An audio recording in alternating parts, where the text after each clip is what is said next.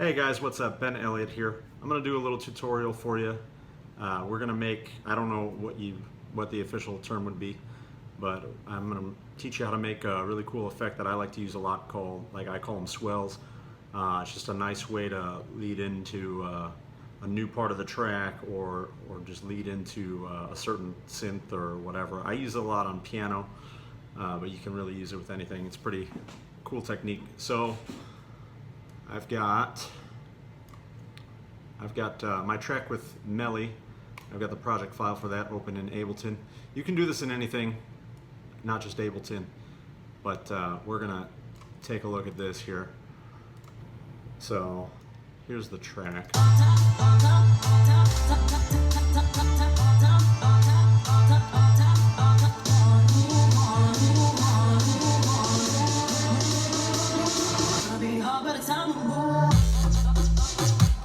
So I don't know if you could hear it right there, so we're going to solo this out so you can just hear the synths. And we've got this track right here called Swell, which is literally just here. We'll solo this out.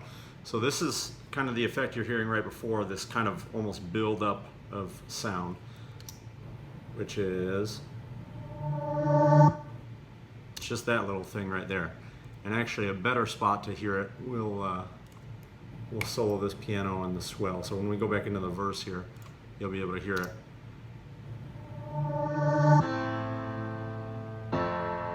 So it's kind of a cool effect.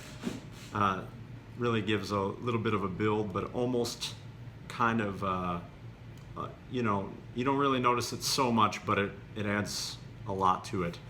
Versus if we were just to have nothing and then go. So we're gonna make a new audio track here. Command T if you're on Mac for Ableton. So we'll mute out this swell track and we're gonna make a new swell track. So first we're gonna set this to resampling in auto, and then we're gonna arm that to record. And what we'll do, basically, the technique with this, if you're doing it for an instrument, and I believe I did it for a vocal on here, so it won't be exactly the same, but you'll get the idea. So first we're just gonna resample that first note. We're gonna take this. We're gonna just take that right here, and we're gonna sample that. So I've got my new, we'll rename this new swell. I've got my new swell track armed to record with resampling, and then I'm going to just take this first note of this grand piano here, and we're going to resample that. So, alright, so that'll work perfectly. Now, we're going to need a second audio track because we're going to have to resample this too. So we're going to set this also to resampling, this new track to resampling. And then what we're going to do on this one, we're going to put some reverb on it. And this is the core thing of this effect. So we are going to take, I like the Convolution Reverb Pro for Max for Live. It's just kind of my go-to. I don't even change any of the presets, honestly. I love that first initial preset, this however you say that. I like that one. So what we're going to do is we're putting that up to 100%. Okay, so doesn't sound that great right there, but what we're going to do now is we're going to reverse this sample, because what you want is you want the front end of it to become the tail right now. So then when we put this reverb on it, you'll get a reverb tail that goes to the front end of it when you reverse it, if that makes sense. So we're going to arm this to record, and now we've got this sample reversed. So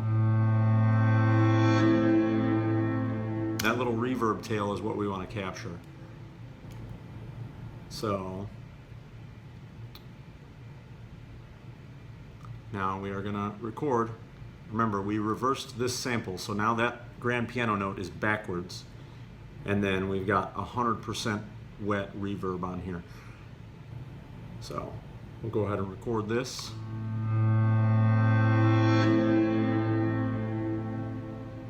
And this may be a bad example actually, because that reversed grand first note kind of makes a swell on its own, but just for the sake of that. So now we're going to split this. We're going to take just the reverb tail of this. So we're just going to take this end of this.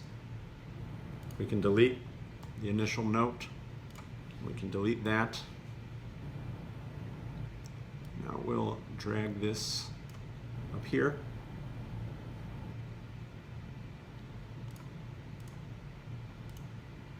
We'll change this back to normal external in. And then we can go ahead and ditch this reverb. We don't need it anymore. So now what we're going to do is we're going to double click that and we're going to reverse this sample back. So the tail of this reverb, which is what we're left with, is going to lead into that first note. So basically we just made a reversed first note of that reverb that we can now let it lead into it. We'll see how that sounds. We might have to adjust the levels here, but we'll solo this track and the grand.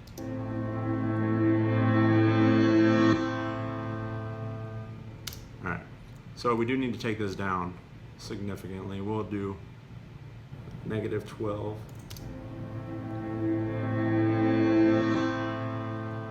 And we'll even, let's make that a little bit shorter. We don't need it to be that long.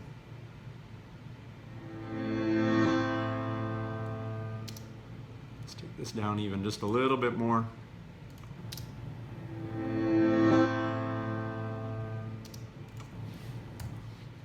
Unmute that.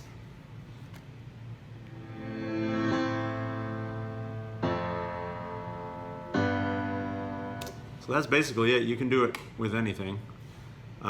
Like I said, I think this the original one was from a vocal, if I remember correctly. It sounds a little bit different, but you get the idea. It's the same sort of thing. You can do it on any instrument or vocal that you like. Yeah, that was off of a vocal, but hope you learned something. It's a nice little technique. It just adds a little bit of extra kind of flair to the track and adds a little more interest. And like I said, you can, if you put it low enough, you almost don't notice it, but it really makes a difference, really kind of makes it pop. And actually here, one more time, we'll listen to it and we'll see if you can hear it. We'll just solo these synths because we have one right before the drop that's pretty important on this one.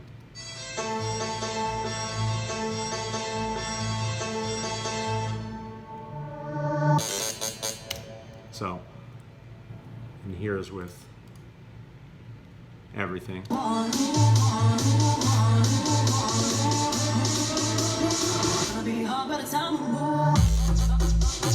So, kind of a cool deal. Hope you learned something. Make sure you like and subscribe to my channel. I'm going to have a lot more videos coming for you. So, enjoy, guys.